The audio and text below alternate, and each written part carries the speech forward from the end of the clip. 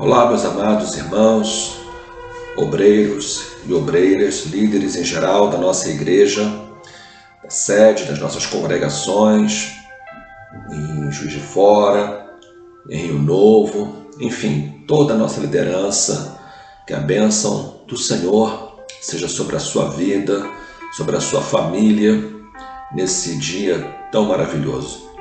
Vamos dar continuidade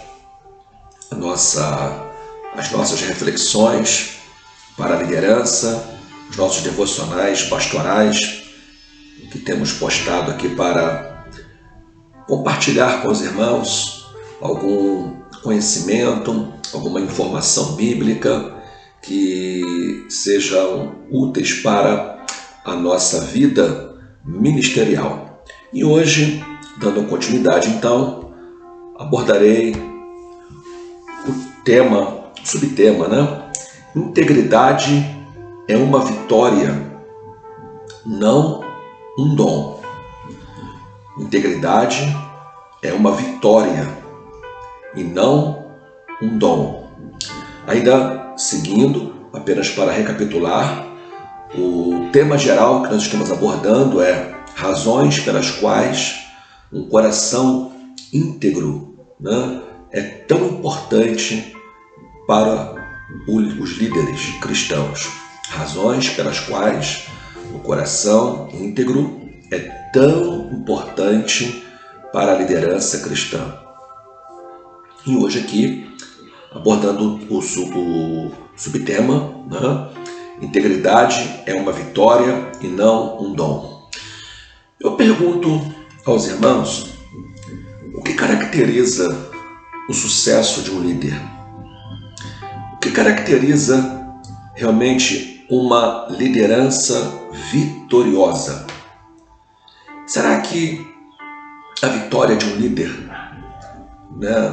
pode ser mensurada pelo tamanho da sua igreja, a igreja que ele pastoreou?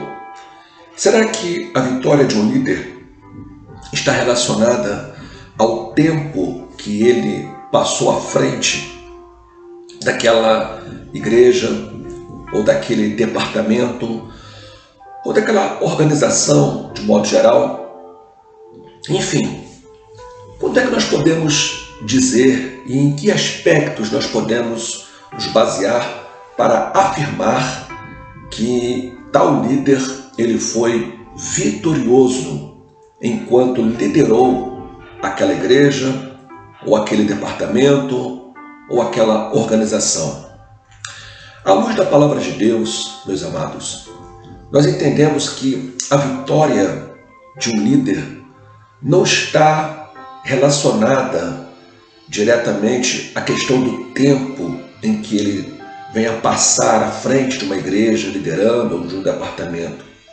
Também não está relacionada diretamente à questão da dimensão, do tamanho desta igreja, quantos membros ela possui, ou o tamanho, a envergadura daquele departamento, a sua complexidade, que aquele líder venha liderar. Não, a vitória de um líder, ela não está tanto relacionada a essa questão de tamanho ou tempo, simplesmente.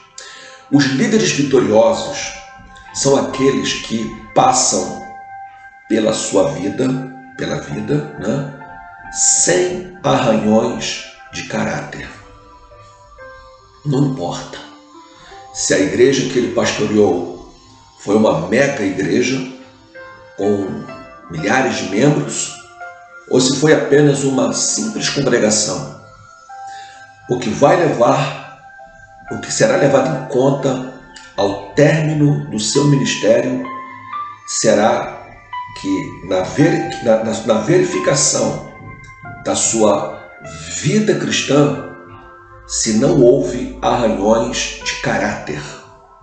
E aí não importa, como eu disse, se a igreja foi grande ou pequena em número. Também não importa quanto tempo ele pastoreou ou quanto tempo aquela pessoa liderou o departamento Por quanto tempo ele foi professor da escola dominical, por quanto tempo ele liderou um departamento infantil, de adolescentes, de jovens, união feminina, enfim, não importa. A grande questão é se houve ou não arranhões de caráter. O líder vitorioso, então, não é o que simplesmente pastoreou uma igreja ou presidiu uma próspera organização. O líder vitorioso é aquele que chegou ao final da sua carreira sem manchas de pecados, sem arranhões de caráter. O líder vitorioso é aquela pessoa que, ao término da sua gestão, todos poderão reconhecer publicamente a integridade moral e espiritual daquela liderança. Poderão glorificar o nome do Senhor por isso. Temos exemplos na Bíblia. Por exemplo, Samuel, os maiores líderes de Israel. Ao término do seu mandato, da sua gestão, da sua liderança em Israel, quando Saul havia sido escolhido para ser o rei de Israel, Samuel agora vai se despedir dos israelitas. E Samuel faz um pronunciamento comovente. Capítulo 12 de 1 Samuel, versículos 1 a 5, está escrito: Então disse Samuel a todo Israel: Eis que ouvi a vossa voz em tudo quanto me dissestes, e constituí sobre vós um rei. Agora, pois, eis que o rei vai adiante de vós. Eu já envelheci e encaneci, e eis que meus filhos estão convosco, e tenho andado diante de vós desde a minha mocidade até ao dia de hoje. Eis-me aqui, testificai contra mim perante o Senhor e perante o seu ungido, a quem o boi tomei, a quem o jumento tomei, e a quem defraudei, a quem tenho oprimido, e de cuja mão tenho recebido suborno, e com ele encobri os meus olhos, e vou-lo restituirei. Então disseram: em nada nos defraudaste, nem nos oprimiste, nem recebeste coisa alguma da mão de ninguém. E ele lhes disse: o Senhor seja testemunha contra vós, e o seu ungido seja hoje testemunha, que nada tendes achado na minha mão. E disse o povo: ele é testemunha. Um outro exemplo é o exemplo de Paulo, que ao despedir-se da igreja em Éfeso, ele disse: de ninguém cobicei a prata, nem o ouro, nem o vestuário. Sim, vós mesmos sabeis que para o que me era necessário a mim e aos que estão comigo, estas mãos me serviram. Atos 20, 33 e 34. E ao término da sua vida, ele pôde afirmar: combati o bom combate, acabei a carreira e guardei a fé. E desde agora a coroa da justiça me está guardada, a qual o Senhor, justo juiz, me dará naquele dia. E não somente a mim, mas também a todos os que amarem a sua vinda. 2 Timóteo capítulo 4, versículos 7 e 8. Para alcançar esta vitória, a vitória desses homens de Deus e de tantos outros exemplos bíblicos, históricos e contemporâneos, que nós sabemos que existem muitos líderes exemplares que estão deixando um grande exemplo de integridade para nós, para que possamos seguir. Então, é possível. Agora, para alcançar esta vitória, eu e você teremos que passar por várias provações. e suportar muitas tentações, porque não nos faltarão oportunidades para errarmos, para falharmos, para pecarmos. O inimigo das nossas almas, o nosso adversário, está como um leão, bramindo ao nosso derredor, procurando nos tragar a todo momento. Por isso, é necessário total vigilância e oração, para que não venhamos cair nas tentações que nos cercam enquanto nós estamos na função de liderança. E o inimigo tenta derrubar aqueles que estão presidindo, principalmente. Os que estão numa posição de liderança, numa função de liderança, são os alvos principais do inimigo. Então, cabe a nós vigiarmos, cabe a nós orarmos em todo o tempo, porque não existe super-heróis espirituais. Todos nós estamos sujeitos às tentações. Ele tentou ao próprio Filho de Deus, ele tentou desviar Jesus Cristo do seu foco. Não conseguiu, é claro, mas a Bíblia diz que Jesus em tudo foi tentado, mas nunca pecou. Deixa para nós um exemplo. A tentação será uma realidade para todos nós. Cabe a nós, na hora da tentação, escolhermos ceder ou não às propostas do inimigo. Porque disto vai depender, meus irmãos, se lá na frente teremos ou não tido arranhões de caráter enquanto liderávamos. Jó deixa um grande testemunho de vida, de pureza para nós. Aliás, o próprio Deus já havia dado testemunho de Jó. Homem justo, homem reto, homem que se desvia do mal e que agrada a Deus. Testemunho dado pelo próprio Deus. Mas em meio à provação, às provações que Jó estava passando, aquelas situações terríveis, aquelas circunstâncias indesejáveis para qualquer um de nós. Nenhum mortal gostaria de passar pelo que Jó passou.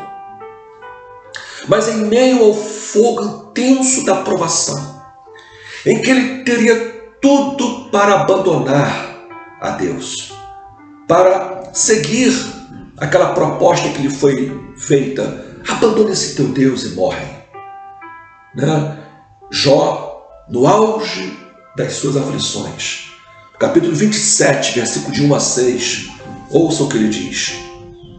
E prosseguindo Jó em seu discurso, disse: vive Deus, que desviou a minha causa, e o Todo-Poderoso, que amargurou a minha alma, que enquanto em mim houver alento, e o sopro de Deus nas minhas narinas, não falarão os meus lábios iniquidades, nem a minha língua pronunciará engano.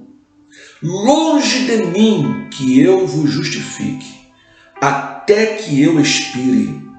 Nunca apartarei de mim a minha integridade.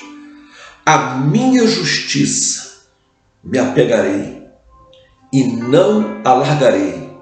Não me reprovará o meu coração em toda a minha vida. Vejam que Jó, ele diz estas palavras, como eu disse, em meio ao intenso calor das suas provações. Não nos faltará oportunidade para nós repetirmos estas palavras de Jó. Quando tivermos a oportunidade de mentir, que em nome de Jesus falemos a verdade. Quando tivermos a oportunidade de nos desviarmos, que em nome de Jesus prossigamos no caminho certo.